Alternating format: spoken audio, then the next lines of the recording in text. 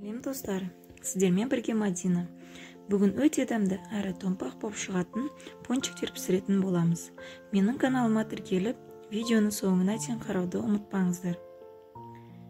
Ең алдымен опоры дайындап аламыз. Ол үшін ыдысқа жылы сүт пен жылы суды құйып аламыз. Үстіне дрожж пен құмшекерді қосып, жақсылап араластырып, 10-15 минутқа жылы жерге жауып қоямыз.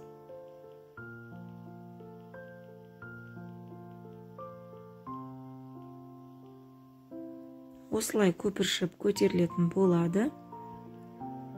Араластырып, ары қарай үстіне жұмыртқа, тұз және бөлме температурасындағы сары майды қосып, тағы да жақсылап араластырып аламыз.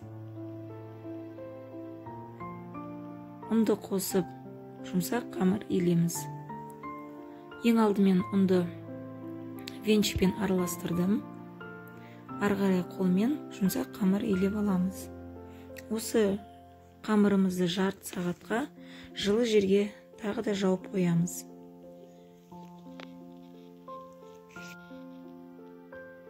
Қамырымыз өте жақсы көтерілді.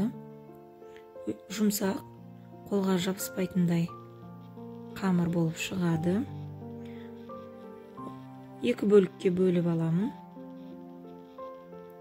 Себебі жайғанға ыңғайлы болсын деп.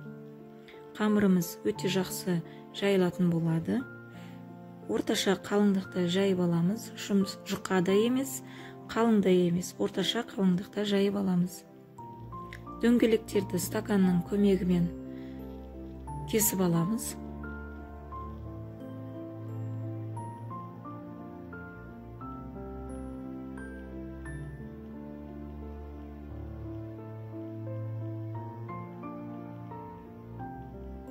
Қалған қамырларды аламыз. Ортасындағы тесігін кондитерлік насадкамен алуымызға да болады. Менде ол жоқ, сосын қақпақтың көмегіне жүгіндім. Үйдегі бар затты пайдалансақ болады.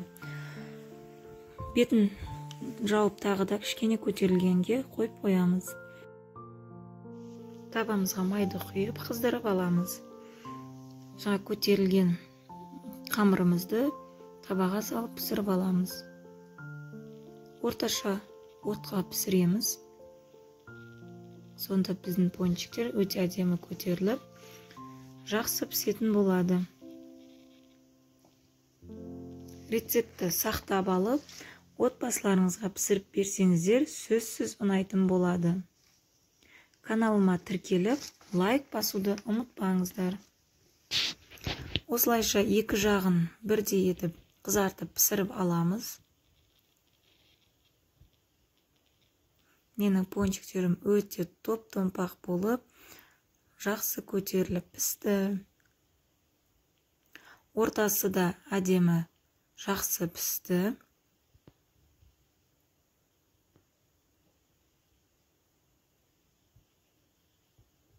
Осыншама пончик пісіріп алдым. Балаларыма өте ұнады. Барлығы таласып, тартысып жеп қойды.